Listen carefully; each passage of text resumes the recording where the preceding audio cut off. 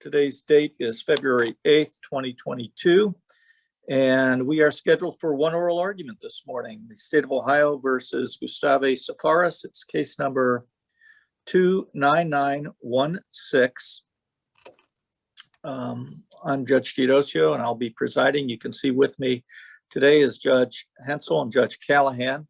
Each of you will have 15 minutes to present your argument. The appellant, the State of Ohio, in this case, may reserve up to 5 minutes for rebuttal. Attorney Corrigan, just let me know if you plan on reserving time, and I'll try to let you know as you get close to getting into your rebuttal time. Judge Teodosio, I think we lost Mr. Will. Oh, geez, we did. He's gone. Well, let's see if we can get him back. Thank you for that, Judge Hensel.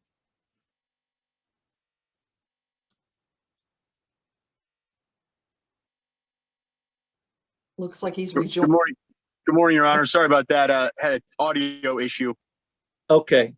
As you know, you've got 15 minutes each side to argue. I don't know when you left, Attorney Will, but the state is the appellant here. You may reserve up to 5 minutes for rebuttal. You just let me know how much time you'd like to reserve, and I'll let you know as you get close. As you both know, the arguments are visually and audibly recorded. We're live streaming on our YouTube channel, so it's helpful if you mute yourself when you are not arguing.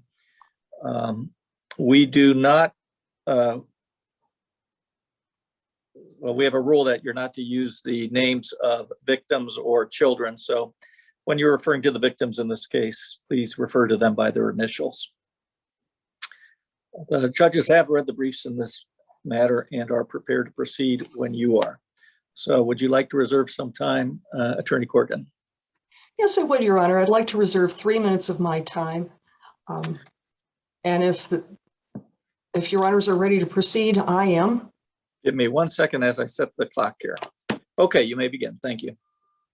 Thank you. Good morning, and may it please the court. I'm Jacqueline Corrigan on behalf of the State of Ohio, which, as you know, is the appellant in this matter.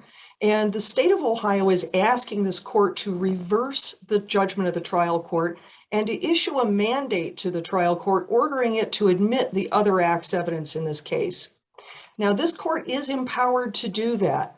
As you know, under Hartman and Smith, this court reviews the trial court's relevance determinations de novo, which means that this court can substitute its judgment for that of the trial court if it disagrees with the trial court's conclusions or with its reasoning. And the state submits that the trial court's reasoning and its conclusions in this case were incorrect and erroneous when it decided that there were no non-propensity purposes for the evidence that the State of Ohio wished to introduce.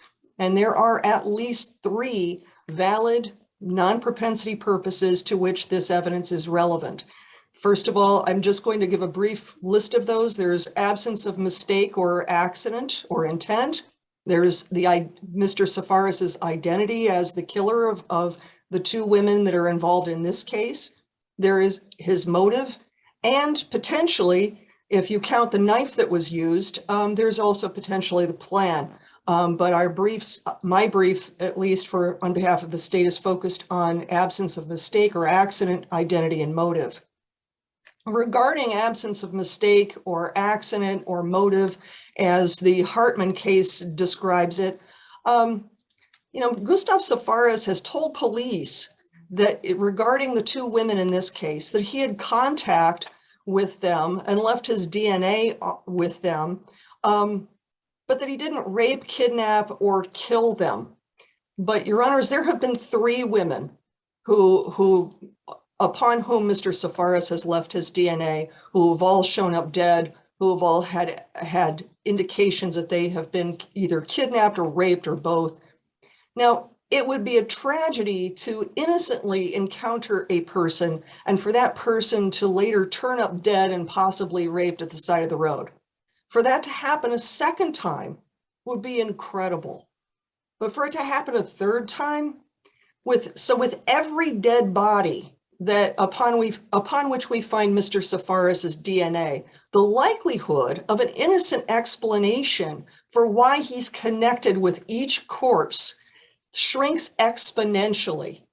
And then when you add on top of that, the addition of each and every woman, and there are 7 that we have identified in this case that we have evidence for that was in the hearing, with it, for the addition of each woman with whom Sapharas has used violent means to get her to acquiesce to sex, and with each woman who Sapharas took away to a remote location against her will, the likelihood that Sapharas was the one who killed the women in this case while kidnapping them or for the purpose of raping them grows exponentially past the point of any kind of coincidence.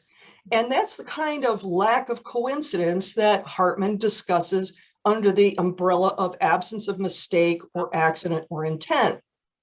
And for instance, the Supreme Court in Hartman gave 2 examples.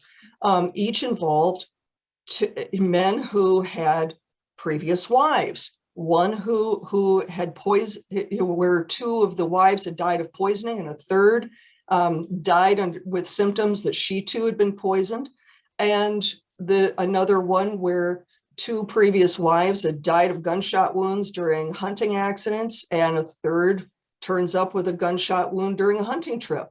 So, that under Hartman, it gets past, it is a non-propensity purpose to show that the third instance can't possibly be, or the likelihood of that being due to some innocent explanation is vanishingly small.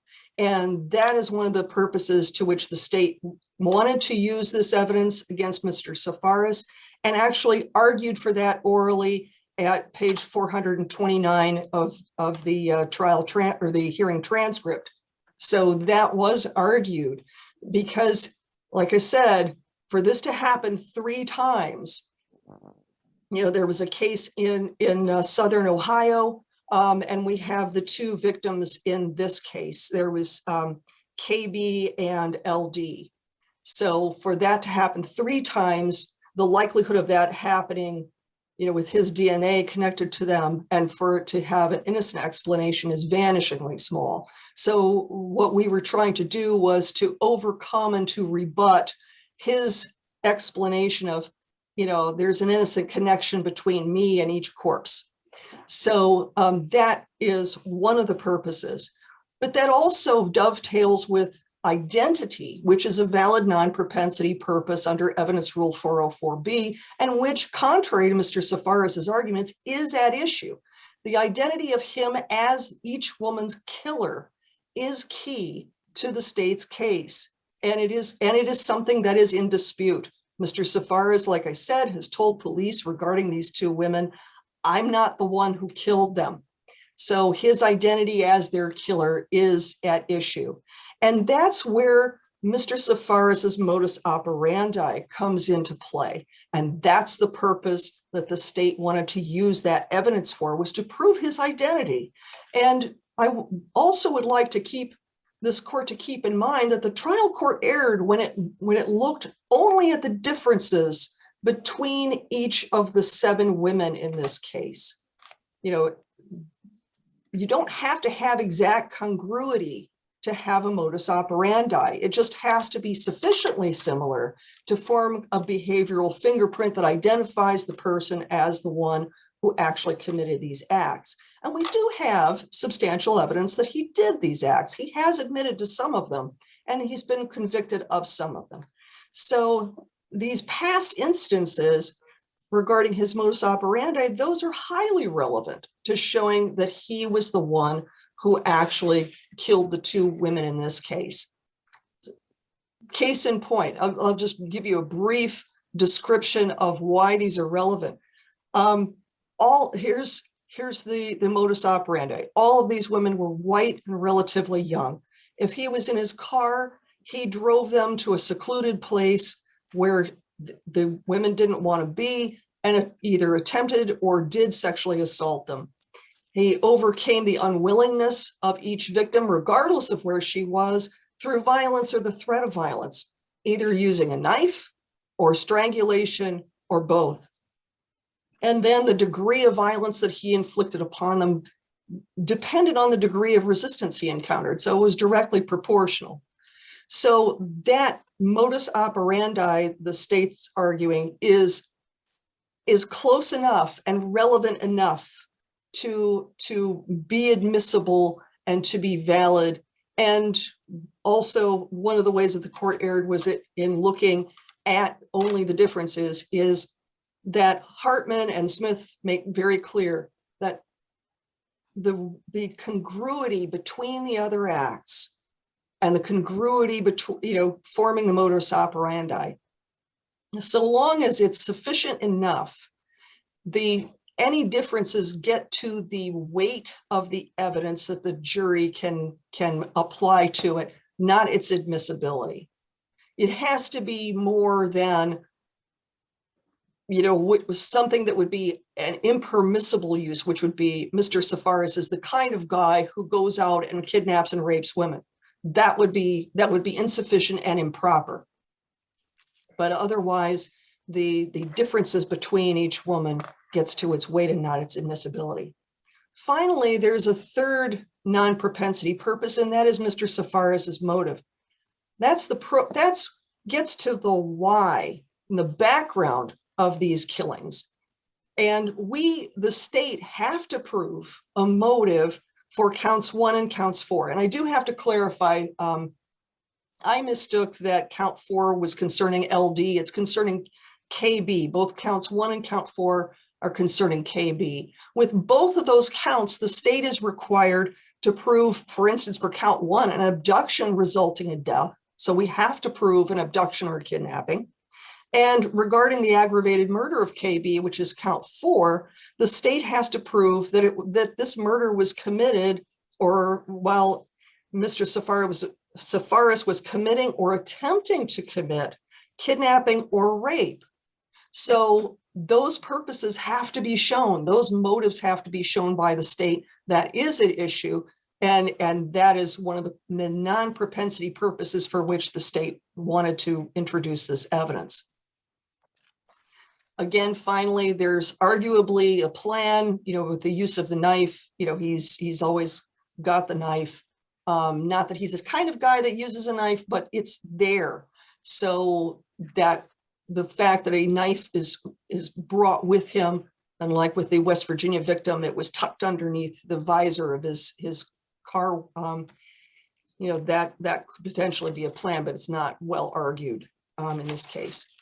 Then finally, one of the ways that the trial court erred in this case is not only did it get the reasoning on the non-propensity purposes and the relevance wrong, but then based upon that faulty reasoning, it then decided that since it determined there was no probative value, that the evidence had more of a danger of unfair prejudice than its probative value, which kind of was an easy calculus for the trial court to make, because once it decided that there was no probative value whatsoever, that was how it made its judgment. The state submits that was an error, that since we do have non-propensity purposes that are relevant to this case and for which the other act's evidence was relevant to proving that the probative value is high and the danger of unfair prejudice to Mr. Sapharas is low. Keep in mind that the state, for these two counts 1 and 4, the state really does not have any non-404B evidence available. Both of these victims are dead. There were no eyewitnesses. There is no other evidence concerning the motive for these two counts. And so these issues are so highly contested that there is little chance of any unfair prejudice. Counsel, you're at 12 minutes right now. So if you'd like to continue, you can, but you'll be getting into your rebuttal time. I will reserve the rest for rebuttal. Thank you. All right, you'll have 3 minutes then. Attorney Will, 15 minutes. Thank you, Your Honor. Good morning. May it please the court. Attorney Jacob Will on behalf of the appellee Gustave Sapharas. As you are aware from reading our briefs, Your Honors, the issue in this case is relatively straightforward in that did the trial court err in determining that the other acts evidence submitted by the state had a non-propensity relevant value to the trial that is at issue with respect to the two murder charges we're reviewing. The appellee's position, our position, Your Honors, is that the trial court did not err. The trial court reviewed the post-hearing memorandum, the briefs, presided over a 3-day hearing, and sort of uniquely enough, the two cases that we're referencing in our briefs, Hartman and Smith, were decided almost contemporaneously with that hearing. It put the trial court in a very unique position of being able to sort of in real time see the change in Ohio law with respect to 404B and other act evidence. So again, we submit that the trial court did not err in issuing their ruling on either count, either with respect to the fact that the other act evidence did not have a relevant non-propensity purpose, and secondarily, that even if they did, they would be more prejudicial than probative, and therefore were going to be excluded in either event. To begin, I'd just like to highlight briefly part of the issue when you're looking at another bad act is you have to determine whether there is substantial proof that they all occurred. And I want to be clear that we do not agree that there is substantial proof that they all occurred. As a starting point, the state references one time is unlucky, 2 times is further exponentially unlucky, and then 3 times there's almost no way to claim there's some other innocent explanation. We don't have 3 instances in this case, and I think that needs to be stressed. The Licking County murder victim BP, Mr. Sapharas went to trial on that case in 2017, 2018, and was acquitted of all charges. To suggest that he is somehow responsible for that person's death it simply flies in the face of everything the criminal justice system stands for. So we don't have 3 specific instances of Mr. Sapharas' DNA ending up on a woman who's found dead on the side of the road. We don't have that. Moreover, of some of the other acts that were submitted at the hearing, we have some that were ended in a hung jury and then were never prosecuted and later dismissed. Some of them were no-billed by grand juries in Summit County. And then in other cases, no charges were ever filed formally. So there is not an agreement about whether there's substantial proof that some of these other acts occurred. And I just think that's important for us to start at when we're looking at whether these matters should be permitted in front of a jury. And not to belabor the point, Your Honors, but obviously when you have disagreement over whether something occurred, you run the risk of having a trial within a trial. And that's one of the things that 404B tries to contemplate, that we don't want to have those issues muddying up the waters for the jury as far as determining the ultimate issue, meaning the 2 murders of KB and LD. With respect to the state's arguments regarding the non-propensity reasoning for letting in some of this other act evidence, we would submit that the trial court got the analysis correct. With respect, for example, identity, when you talk about a modus operandi, trial courts look for a behavioral fingerprint. Is there something that is unique to this specific person and we can use that to show identity? The state makes a lot about the fact that the trial court relied on the differences between the other acts that were presented. But definitionally, in looking at the differences, you're also looking at the similarities. And the trial court's order reflects, yes, there are some similarities. And here they are, white, younger women. But that's namely where the similarities end. And the differences are much greater than that. The trial court did take that into consideration when rejecting the identity arguments made by the state of Ohio at the 404B hearing. With respect to the scheme or plan, that aspect of this, there really was no evidence of any inextricable relationship between the other acts evidence and the crimes that are charged in the instant matter. Again, Your Honors, we would submit that the trial court was correct in their analysis with respect to rejecting an identity reason for allowing 404B evidence in. Moving on to motive. This is, in my mind, this is a little bit trickier, Your Honors, and I'll say it this way. The state is required to prove motive as a part of their indictment. But the state chose to indict Mr. Sapharas in this manner, knowing they didn't have any other evidence other than this purported other bad act evidence. So that can't be the catch-all in how they saved this matter, because it was the state's choice to indict this way. They had free reign in the grand jury to indict whatever charges they thought were appropriate. The fact that they don't have any other evidence should in no way be indicative of how this court should rule on the 404B motion. We would simply suggest that there's no similarity between the other acts that would support a motive for the murders of KB and LD in the instant case. So based on the trial court's ruling, we would agree. We would ask this court to, uphold that logic and that reasoning with respect to the motive.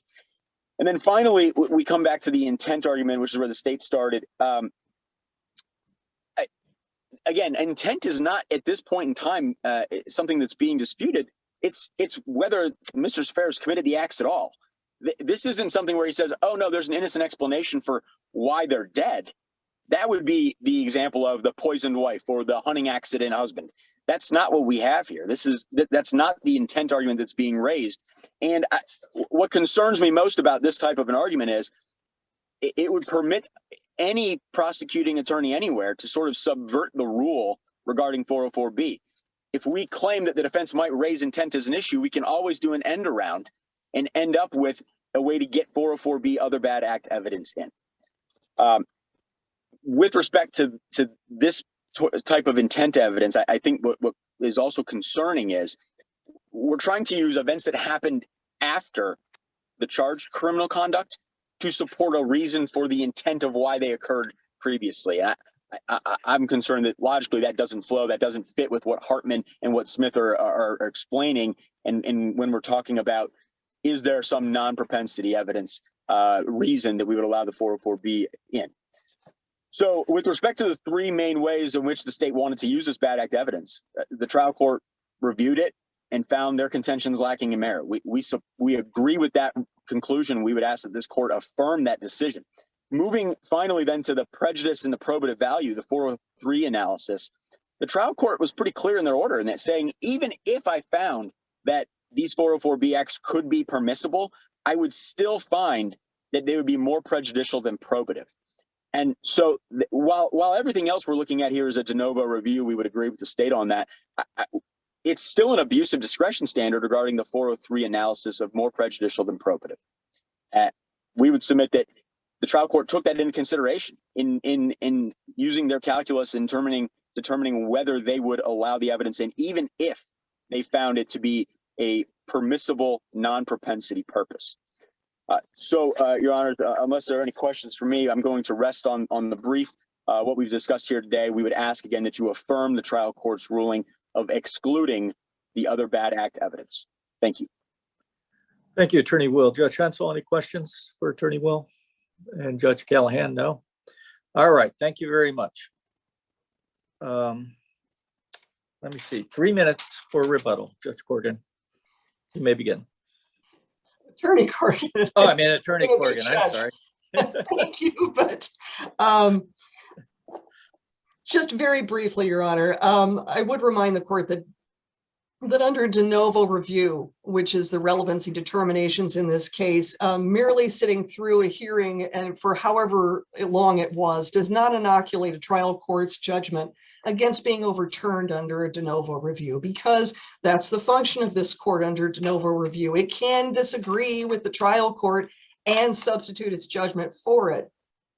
And I would also remind the court that though Hartman and Smith, those companion cases, even though they didn't actually effect a change in the law, they provided a framework and clarity to how all the parties, the attorneys, the judges are supposed to analyze 404B. And under that exacting analysis that those two cases require us all to engage in, the kind of subversion of 404B that that opposing counsel says, predicts and the slippery slope that would happen is not going to happen, because those two cases demand intellectual rigor in viewing 404B evidence. So no, just it's it's those two cases virtually guarantee that that kind of subversion is not going to take place.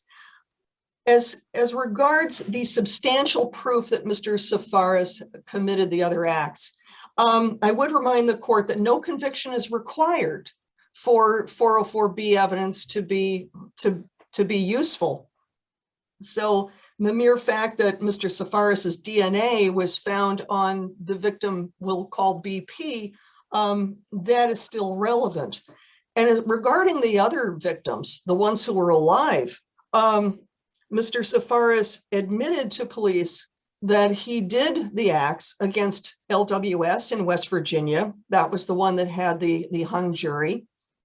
He admitted to the acts against RR, who was the girl who he picked up at a bus stop in Akron, and to whom his relatives offered $50,000 if she would keep quiet, and where those acts were never prosecuted. He admitted to JS, who was from 1975, who he drove her to a secluded gravel pit off Home Avenue in Akron. Akron police never prosecuted him, but she's the one that jumped at Manners, in Cuyahoga Falls. He admitted to that.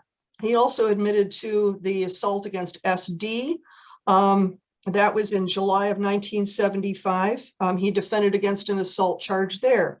And then, of course, regarding ML, where he attacked her in her Cuyahoga Falls apartment, he was convicted of those charges and imprisoned.